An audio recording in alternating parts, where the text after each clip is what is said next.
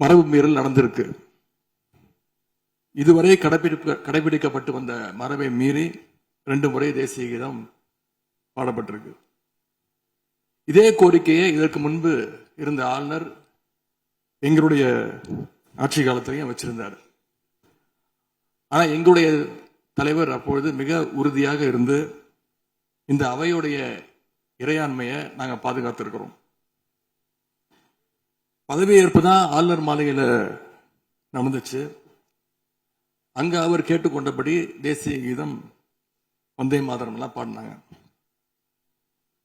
ஆனா இப்போ ஆளுநர் உரை மக்களால் தேர்ந்தெடுக்கப்பட்ட பிரதிநிதிகள், சட்டமன்ற உறுப்பினர்கள் நாம பணி செய்கின்ற இந்த சட்டமன்றத்தில் தான் வாசிக்கப்பட்டிருக்கு. இது நம்மளோட டெரிட்டரி. இந்த நம்மளுடைய டெரிட்டரிய ஏன் ஆளுநர்கிட்ட கொடுக்கிற அளவுக்கு இங்க என்ன காம்ப்ரமைஸ் நடந்துச்சு அப்படின்னு மக்கள் கேட்க ஆரம்பிச்சிருக்காங்க.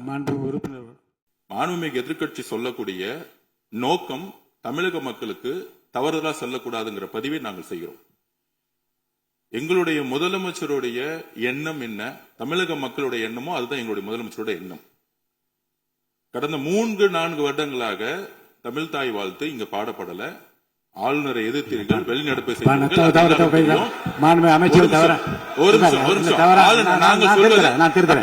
நாங்க பேசி முடிக்கிறேன்.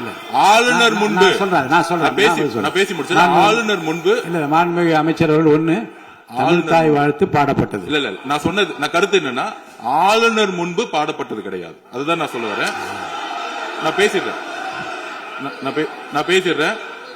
ஆளுநர் புறக்கணித்தார், அதற்கு பின்பு பாடப்பட்டது. ஒரு நிமிஷம் நான் பதிவு பண்ணி, ஒரே நிமிஷம் நான் பதிவு பண்ணிடுறேன். நான் எங்களுடைய பதிவை நாங்க பதிவு பண்ணிடுறோம். அதுல சொன்ன வார்த்தைகள் எங்களுக்கு கஷ்டமா இருந்துச்சு. காம்ப்ரமைஸ்ங்கிற வார்த்தை எங்களுக்கு கடினமா இருந்துச்சு.